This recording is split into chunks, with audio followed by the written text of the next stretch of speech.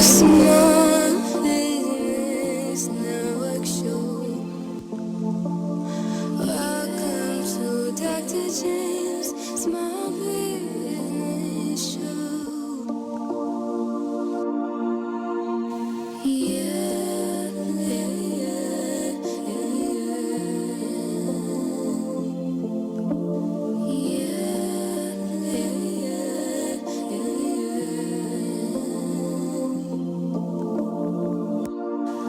welcome to the Small Business Network Show. Welcome to Dr. James Small Business Show. Yeah,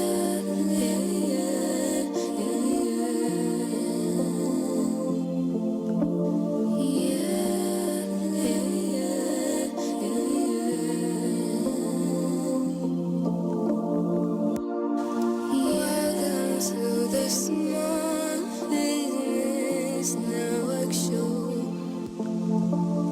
Welcome to Dr. James Small Business Show. Welcome. We're here. Globe Life Park, Arlington, Texas. Dr. James McConnell, the Small Business Network. And yeah, we're Globe Life Park next to Globe Life Stadium, home of the Texas Rangers. Yes, we're right next door to the Major League Baseball team. Well, anyway, we are here. Glad to have everybody here with co-host Brittany Wise. Playing in the big leagues. And Carol Harper Poe. How you doing, Miss Carol? And I'm doing fine. I'm blessed and highly favored. How you doing, Miss Brittany? I'm great. I'm wonderful. Every day above ground is a good day. Awesome. A special shout out to my baby girl. She turned 13 today, so I'm officially a teen mom. Happy birthday, 13. All right now. Come on now. Yes. Kaden. Happy birthday, Kaden. Yeah. Oh, man, that is lovely. And our expert practitioner is here from Buffalo, Miss Carla Murphy. How are you doing, Miss Carla? I'm doing wonderfully. Hello, everyone. That's what I'm talking about. Hello. We have our delivery courier expert, Mr. Sonny. How you doing, Mr. Sonny? Hey, I'm ready for a great show. We all have an assignment to do. Let us encourage you. The Lord will see you through. I love it. And we got our right. credit repair expert analyst, Mr. Tremel Henry. How you doing, Mr. Henry? Hey, how's everyone? I'm blessed, man. I'm blessed, kings and queens. That's what I'm talking about. I love it. So we're going to start with our expert practitioner, Miss Carla Murphy. We're going to talk about business strategy. Miss Carla, what is the purpose of strategy in business? Well, strategy is a well-defined roadmap of an organization. The objective of strategy is to maximize an organization's strengths and to minimize the strengths of the competitors. So strategy, in short, it bridges the gap between where we are and where we want to be. So the purpose of strategic planning is to set overall goals for your business and to develop a plan to achieve them. It involves stepping back from your day-to-day operations and asking where your business is headed and what its priorities should be. Awesome. Okay. So can strategy help or hinder business growth? A growth strategy, it will give your company purpose, and it answers all of the questions about your long-term planning. Growth strategies, they're important because they keep your company working towards goals that go beyond what's happening in the market today. Growth is crucial to the long-term survival of a business. It makes it easier to acquire assets, attract new talent, and fund investment. So it also drives business performance and it leads to profit. Okay, cool. I love it. So let's go into your next topic, which is business consulting services. What are some types of business consulting services, Ms. Carla? Some of the services provide expertise in a specific market. Some services help to identify problems, supplement existing staff, initiate change, provide objectivity, teaching and training employees, sometimes doing the work that others don't want to do, like eliminating staff and reviving an organization and a business. Awesome, awesome. So, what are some characteristics of a successful business consultant? Successful business consultants have self-confidence, they're good listeners, team players, and they're able to cultivate and gain client trust, which is important. They exhibit humility, which is not thinking more of themselves than they ought, so they're not better than anyone else. Having good communication skills, verbally and written, and being able to showcase expert knowledge. Well, Mr. Sonny, what do you think about that, the characteristics of a successful business consultant? I know that you wanted to kind of touch on that. Oh yeah. I totally agree with that because it's a reflection of your business and how you consult and how you conduct business, which is a lasting impression of whether it be good or humanity you want it to be good to have repetitious business. So I believe that's very important in the success of any business that a person has. Whatnot, you want to conduct it and you want to have a good consulting and you want to have proper feedback so the business can grow. Awesome, awesome. That is awesome. I love it. How sweet it is. We're going to move in to Yes. our credit repair expert, Mr. Tramel Henry. We're going to talk about what hurts my credit score. A, inquiries. B, utilization. C, late payments. Touch on all those, Mr. Henry. All right, now here we go. Since we're talking about business, there ain't no way you can get away. We're talking about business, and you ain't talking about no credit now. Come on. So what we got here is all of them. They all hurt your credit pretty roughly. However, we have this pie chart, and we're starting out with the payment history. It knocks down about 35% of your credit score. It's a massive control of your credit score, and that's your payment history, of course. And then it's the amounts owed. That's another 30% itself. That's the utilization of how much money you're using on a card or on the account. And then you have the lengths of credit. That's 15%. How old your credit is a great determining factor of someone who's been in the game a little while with having to establish credit.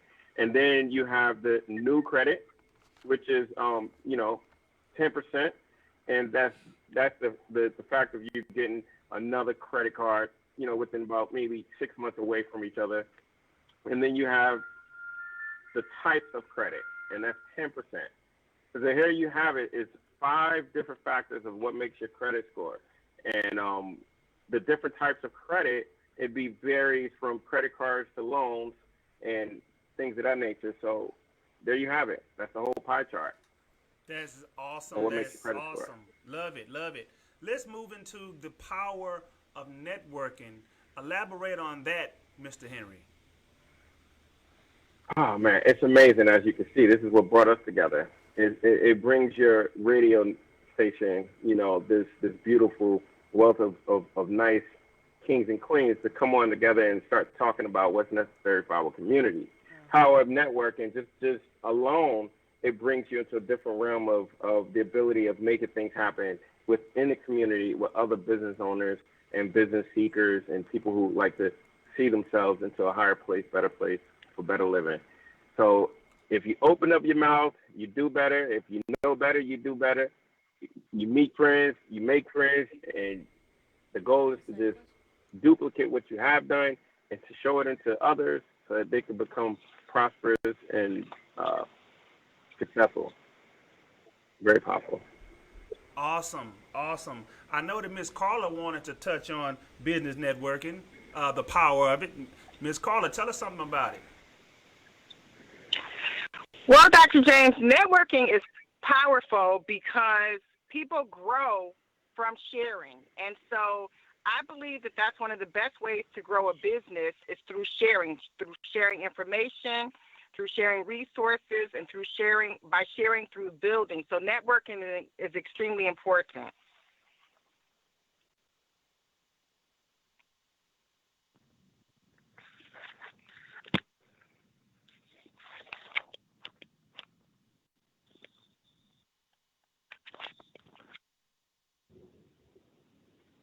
I love networking, Miss Carla. I just, myself, I put together a few different teams just by networking, and we found that to be so effective. Everyone is out to make money, and you learn more from each other. You learn things about yourself that you didn't know, and then you learn the things how you can work with others. It's just amazing.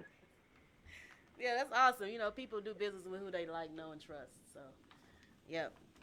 Word of mouth is the best advertising, and repeat business is the best marketing. So you always want to make sure that you take care of your clients and provide that good networking feedback. And once you have a good network of people, you can grow together because elevation is key in business. Love it, love it, love it, love it. Let's move on There you go. to Miss Carol. Miss Carol, we're gonna talk about March Madness information. What, when, right? Yes, absolutely. Thank you, Dr. James. Basically, what March Madness is, all it is when I tell you the prices, that's why it's madness, because it's in the month of March. So basically, it's Reinstitute. It's a book that I wrote, and it was published, I think it was published this month. And basically, I brought the price down. The soft cover was $20, and I went down to $10. Yeah, I know, March Madness. It's mad, right? Like mad money, right? So basically, it's at the end. It's going to run all the way at the end of the March, and if the sale go good, I might extend it to the next month or break the price down a little bit more. So basically, that's what it is. It's one, and the Kindle, you can get it on Kindle. It was $9.99, and I dropped the price down to $5.99. It's mad, I know. Wow, that is mad. That is mad. That is something. Man, well, I tell you what, we want to get into social media, Amazon, but before we do that, we're going to take this quick commercial break, and we're going to be back next.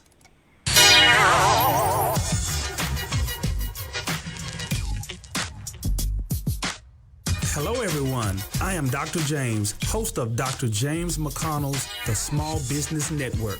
Broadcasting live each week on Saturday at 1 p.m. from Fishbowl Radio Network Studios at Globe Life Park in Arlington, Texas. Log on to hear us talk about and feature small businesses and the life of a small business, the struggles, the triumphs, the daily operation, the grind of starting and running a small business. So be sure to log on each week on Saturday at 1 p.m. to catch Dr. James McConnell's The Small Business Network. Let's jump in.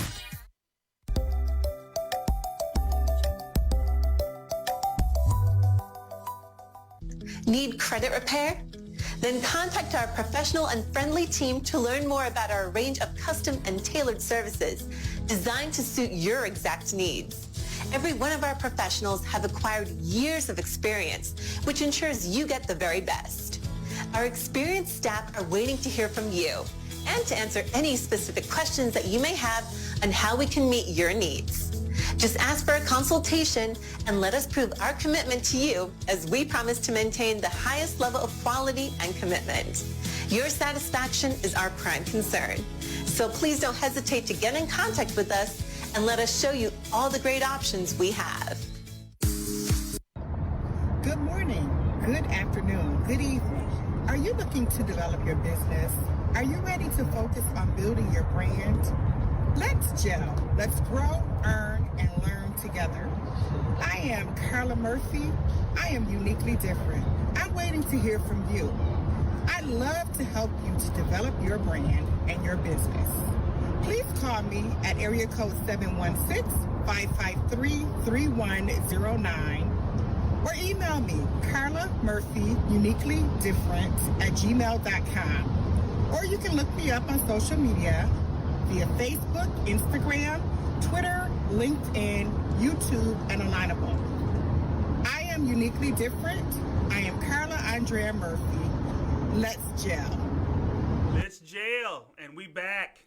Dr. James McConnell's The Small Business Network. Miss Carol, we want to get into social media and Amazon, Instagram, Twitter. Talk to us about that. Dr. James. So Amazon, that is where you can go get the Kindle. You can order it if you have a Kindle. You can download it on Kindle. And you can buy the soft cover for $10.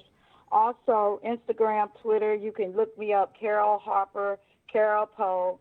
And also on Facebook, Carol's Publishing Company, Carol Harper, Carol Poe, Books for Life, and another one. We have I just opened up Book Publishing 2021.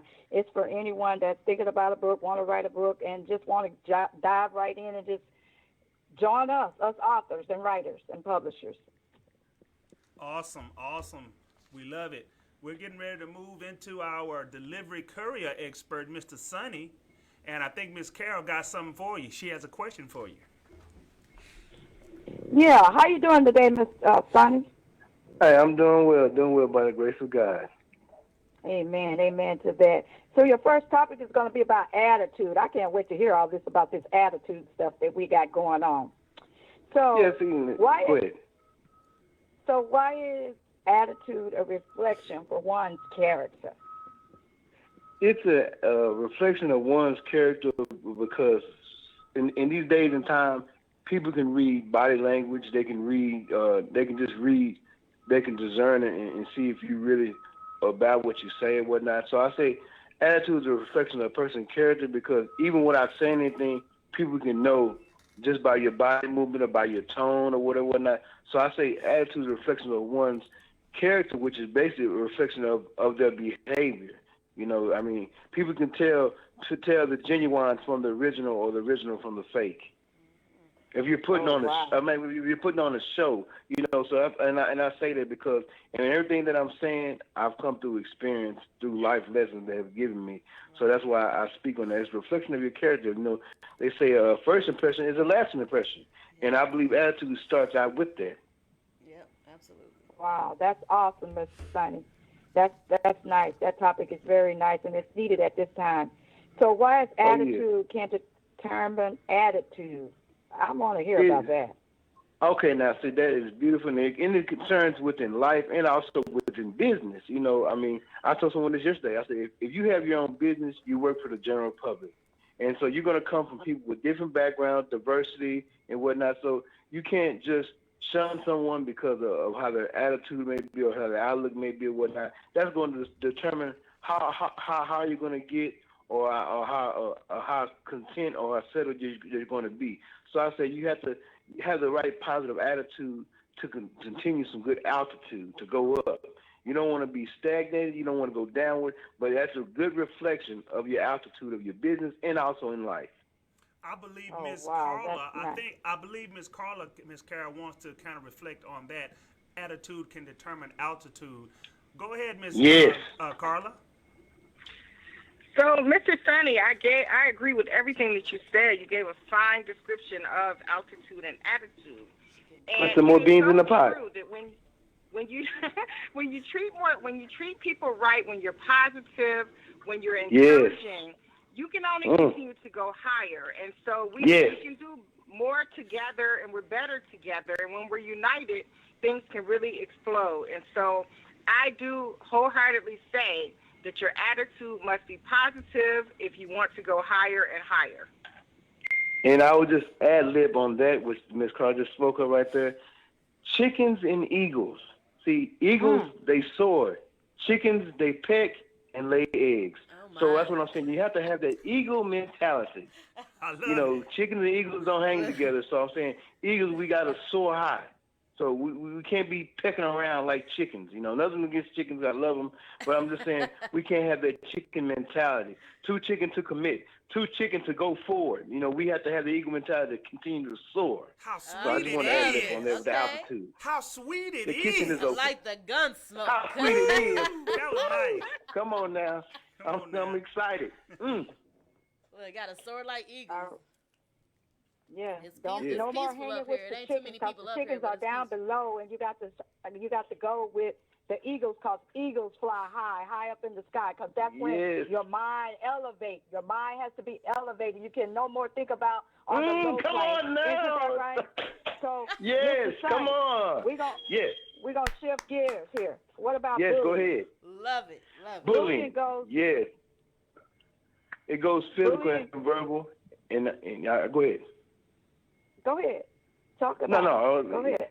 it goes physical and verbal, and I hold this dear to my heart because I experienced that growing up. I've seen some of my children experience it.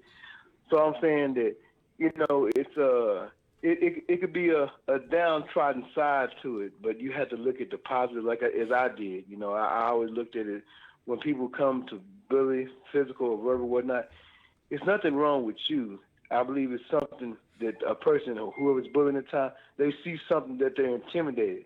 And I tell people all the time, intimidation doesn't look good on you because we're in the same boat of life.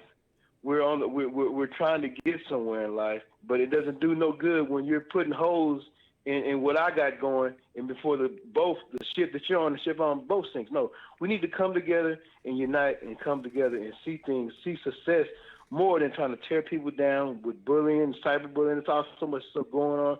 I've heard stories of people, committing suicide and even worse. But I'm just thankful that I can shed light on that because, we had to look at it from an angle that, hey, it's not nothing wrong with me. It's just something this person, maybe they had a background or whatever it may be or whatnot, but I've seen that, and that's why I wanted to speak upon that. Oh, wow. Awesome. That's awesome. Conflict and combat is spurring the body. Yes, and as I said, there's no easy way of putting this, but I'm going to put it the plain as I can put it, is that sometimes people feel like, well, if I just bully it like a balloon full of hot air. But in some cases, it may not be. You might feel like, well, if I just stand up to this person, this and that, it's ways of combating. I go into my story, a little bit of it, is that I grew up getting bullied in middle school, elementary, middle school, and my dad told me, you can't fight everybody. So I found a way to combat with words, not playing the dozens, but I found a way to combat words, ask people stern truth questions when I was like in the 9th, 10th grade, and like, hey, why are you doing this?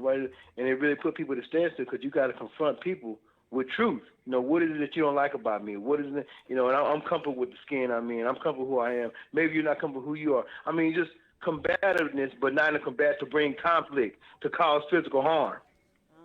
So that's why I say it's other ways of don't let that be the fuel to combating conflict with a bully, but find other ways to combat to keep things neutral. I know that Mr. Henry wanted to get on that topic, conflict and combat. Oh yeah, go ahead, Mr. Henry. Bullying. Yeah, man. Mr. Henry. I feel the same way, brother, about bullying, man. Bullying, as part of growing up, as we are, young black men coming up through the hood and, raising our communities, it's almost inevitable based on how we have to live and how we have to survive and what we think. And actually, let me tell you a quick story about this. I don't know how much time we got, but I'll run in about maybe 50, 60 seconds if I could.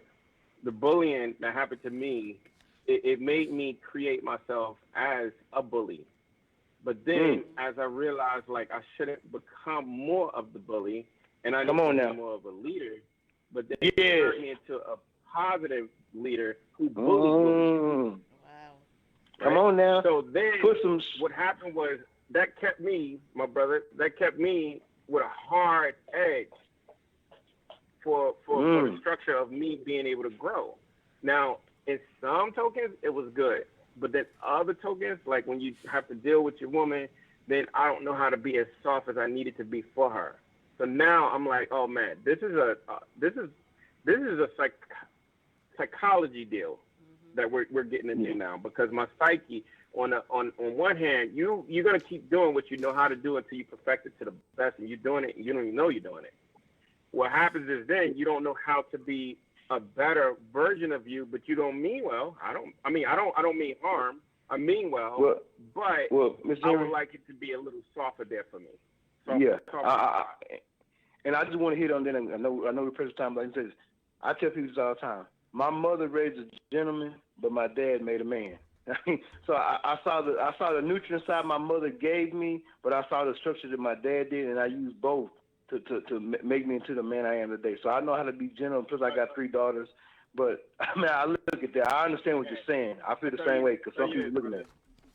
I grew up in a single family home. I don't have any brothers and no sisters. We all are the same the walk of life, but we're different. So I never had a male role model, as in that's my daddy. I'm gonna be like him. It wasn't. Yeah. For my mom played my daddy and my mama. And at the end of the day, I had to be hard because I wasn't going to let someone bully my mama. You know? Yeah, I understand. I get you. Oh, yep. But this topic is sensitive. It brings me into having to want to be open. And I got 3 boys and 2 girls. Awesome. So my job now is to teach them how to be a gentleman and not a bully, or not get bullied by a bully. Right. And stand up for themselves as well as others. Yeah, Absolutely. that's almost I a whole appreciate nother, y'all. bullying is almost a whole nother show because it deals with a lot of psychological aspects where you got to care enough about what the person thinks that's bullying you. And that for me was the main thing when I was called fat and that and this and that. But I had to love myself enough to not really care what the person that was trying to bully me think. But we're going to get into Dr. James' favorite topic, astronomy. You know, he loves his stars and planets. We're going to talk about that after this commercial break.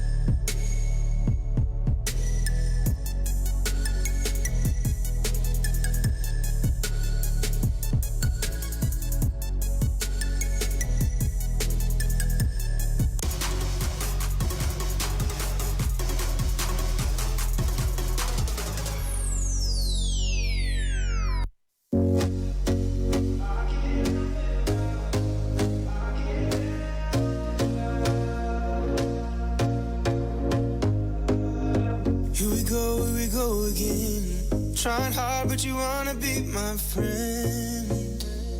Ain't no place to hide, ain't no one to run to. Here we go again. Call my bluff, I'ma be here till the end. I'm the one you ride, I'm the one you ride to. If you don't wanna change, ain't no place to hide, ain't no one to run to. If you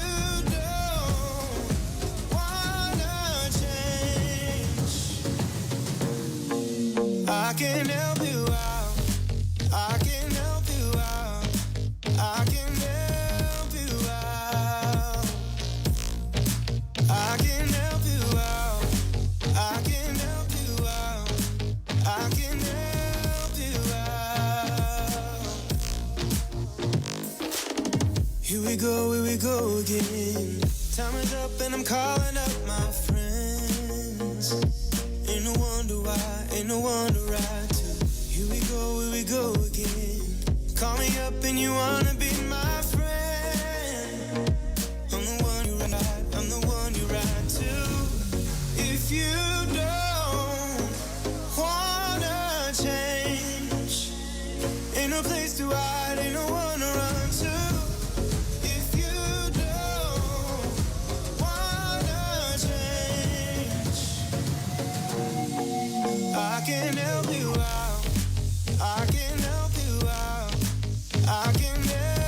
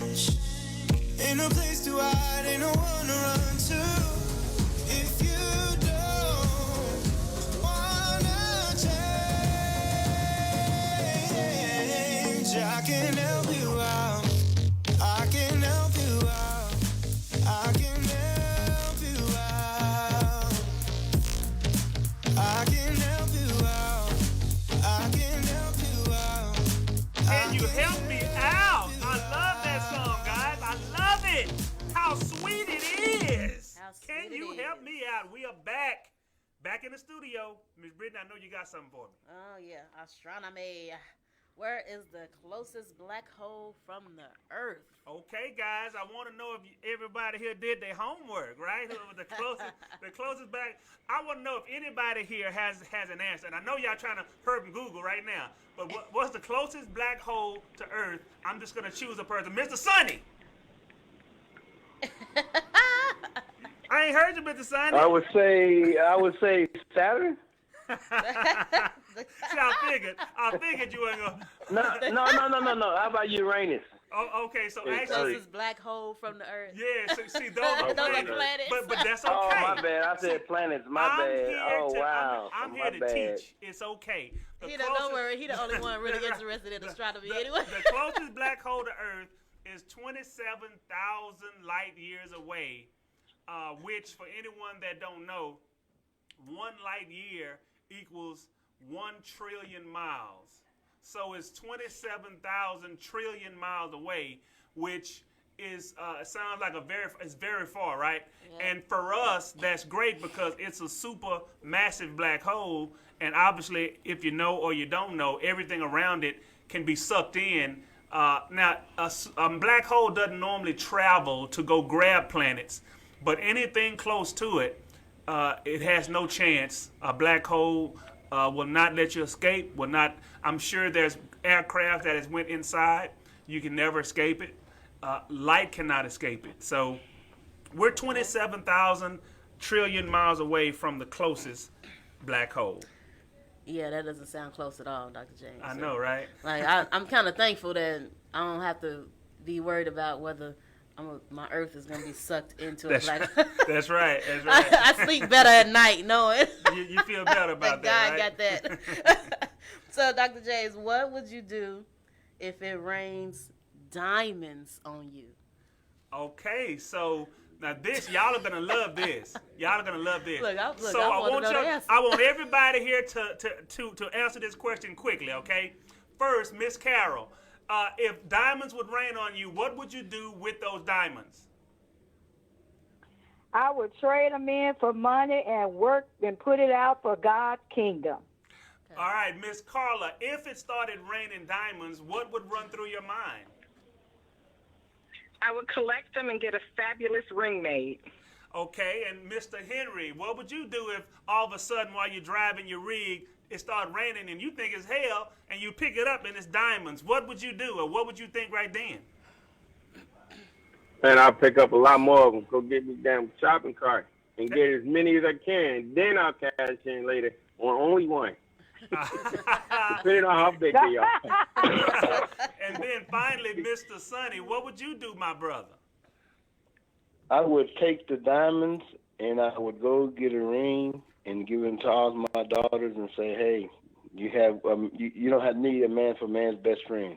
Man, I love that, how sweet it is. Well, listen to my gun smoke. I know you're going to love this. I mean, this is something y'all didn't know. Did you know on Neptune and Uranus, it rains diamonds? Yeah. On Neptune and Uranus. Come on. It rains diamonds. Now, I know what I'm saying. Wow. Everybody's here thinking, well, how the hell can I get over there? Those planets you can't land. Is more of a gaseous type of planets. So I don't know. I'm sure that the United States have tried to do something like this to go get it. And maybe they have. But I'm letting y'all know those two planets, at some point, it rains diamonds. Isn't that something? Interesting. Well, see, that just brought me to an article that I read about NASA opening up to the community. Okay. Like certain people in the community can pay for a ride to space. I said, can we just request a ride to Uranus? Right, man, that is crazy.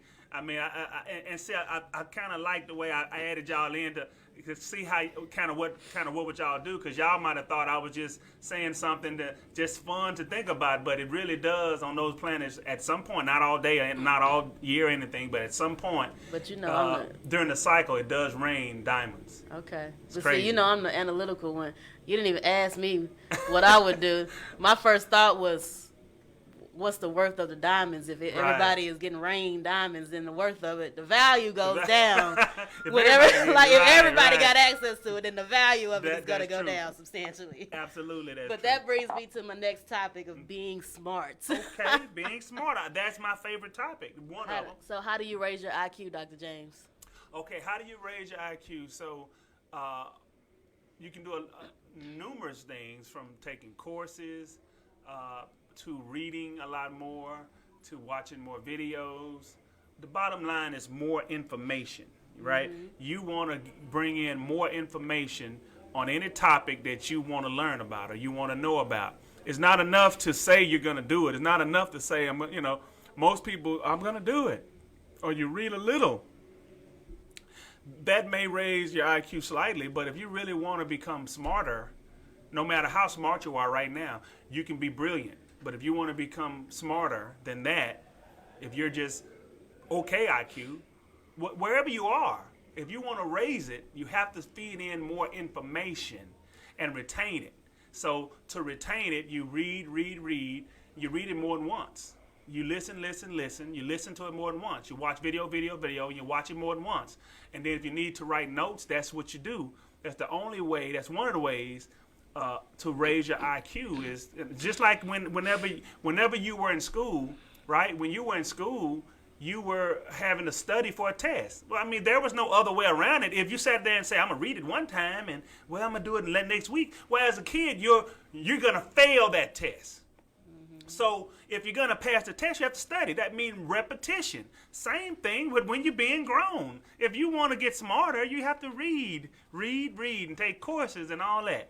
You should do all of it because the information sneaks up on you. You know, like back when I was learning stuff and courses and college and reading and just all that, I didn't really think about how smart I was getting or not getting. I was just thinking that I want to learn. But as time passed, months and years, I started just knowing stuff. Like, you know, right? Like things are like I just, you know, it's incredible how it changes your mind as you study more, so on and so forth. So yeah, I just wanted to kind of touch on that. Well, that reminds me of, I think it was Lil Wayne when he first started writing. He was a minor, right? And his mother told him he couldn't use curse words. Okay. So he had to expand his vocabulary to not use curse words. A lot of times people say, "Oh, the reason you use curse words is because you don't have the vocabulary to come up with what you want to say and articulate it without using the curse word." Right. So after he became, an adult, you hear in his music that he used a lot more curse words. But that also makes me think about the math formulas. Usually some people are good at math.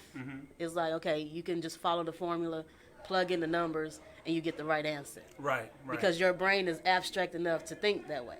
Right. Then some people are better at reading and writing because the more words you read, the better your vocabulary grows. Right. So at the end of the day, you're just expanding your knowledge through different means of whatever it is you're doing, like puzzles. I used to love doing puzzles. Right. Sudoku puzzles especially, they're the ones with the numbers where you got to use the numbers 1 through 9, but you can't use them in the same line or the same square. Right. And it really makes you think about, okay, what number goes here? And you got to use a process of elimination. They actually had us do those in law school when I was studying law because it helps you look at things in different perspectives as opposed to it's just black and white right in front of you. Gotcha. So, Dr. James, can you get a bigger brain when you have more knowledge? Okay, so just so everyone knows here, it's a scientific fact that the more knowledge you get, your brain does get bigger. The circumference of your brain gets bigger with knowledge. The less knowledge, it stays where it's at. Sometimes as you get older, your brain does get smaller. Your brain will lose information. And that's a scientific thing I'm telling you. I'm not giving you something I'm guessing. I'm letting you know if you do not, almost like exercising, hitting the weights, right? If you hit the weights enough, your chest gets bigger. If you hit the curls enough, your arms get bigger, right? If you jog enough, you lose weight, all kind of stuff, right? Well, the brain is no different. If you do not use it enough, if you stay, I'll do it another time, and you keep doing that, then what happens is your brain does get a little small. We're not talking about shrink to a midget. We're just talking about it'll lose inches. And as you lose inches, information is lost. Right? On the other hand, if you feed a lot of information, your brain grows. And it's micro inches, but it grows. It always grows with knowledge. And so, yeah, the answer to that is yes, your brain does get bigger.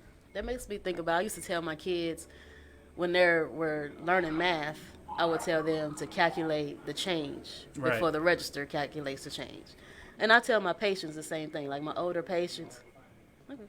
I tell my patients the same thing. If you want to increase your mental ability, you be your own calculator.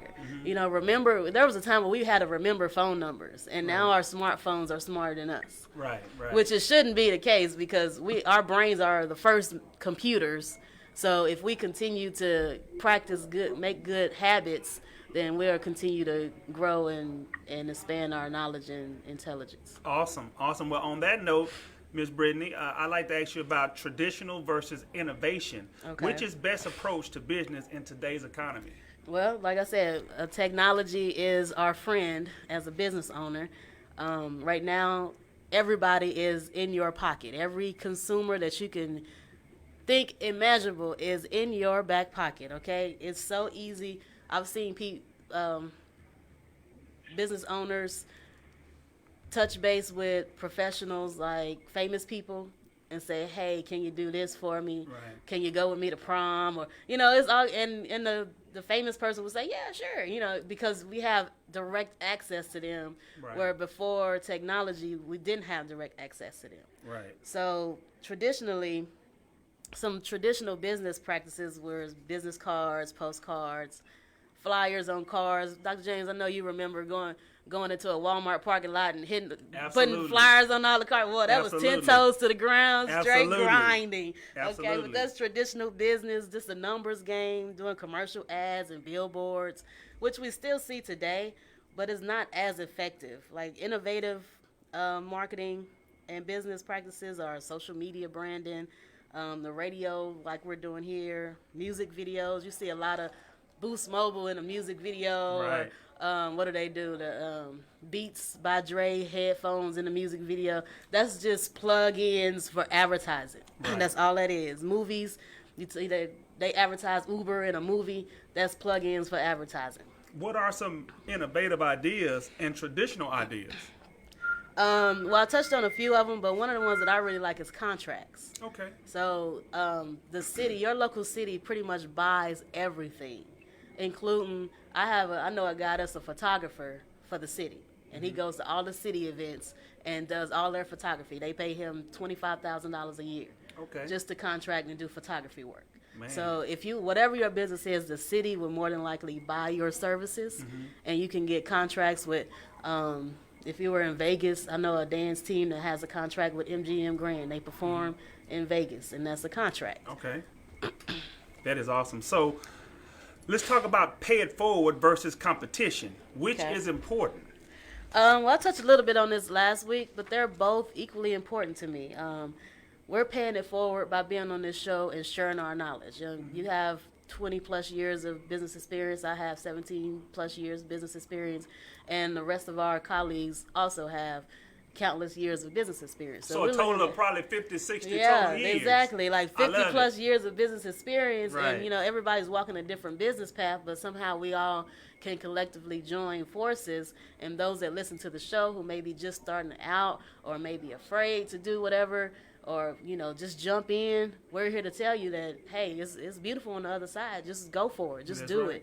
And that's the power of paying it forward to somebody else who's just starting out. Like Miss Carla has the teens and the youngpreneurs. They're just starting out, so they really need us to pay it forward and say, okay, look, do it this way. Right. Look, it's a pothole over there. Don't go that way. You know, the bridge is out that way, and it's good to have people in your circle that can tell you that so you won't have as many mistakes. Well, I know that Ms. Carla wanted to touch on this second question of how do you balance mentorship and still be competitive. Ms. Carla, I know you want to touch on that. How do you balance mentorship and still be competitive? Well, Dr. James, the first thing I think is that you have to be self-confident. You have to be sure about what you know and be comfortable sharing in order to mentor and to mentor with all sincerity. You also have to do some things that are uniquely different, and that will help you to stay competitive. So you're partnering, but you're also staying almost a step ahead. I love it. I love it. So balancing mentorship and still be competitive. So in my mind, the mentorship is what we do sometimes when we help each other, or when I'm giving information on doing certain things to help you grow your business, and then still be competitive. I'm assuming that part is how do you keep that edge, even though you're mentoring, how do you keep an edge to be able to, to keep your business going? So I think it's a fine balance between them both. I'd like to ask Mr. Sonny, how do you keep the balance, Mr. Sonny, between mentorship and being competitive?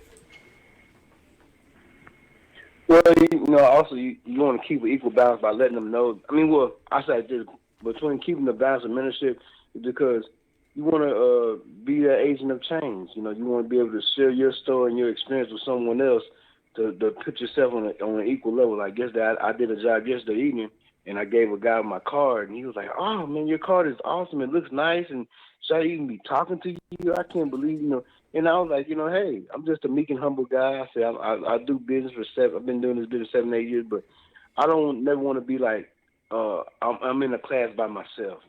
Gotcha. I want to let you know that I come in that same door that you come through, that we can both achieve the same thing. There's no respect to person. That's why I say I don't believe in greed and envy and whatnot, because I believe that God has no respect to a person. So what you have, I can have. It's all about how we put our best foot forward and keep moving with progress. I love it. I love it. We are at the end of our show.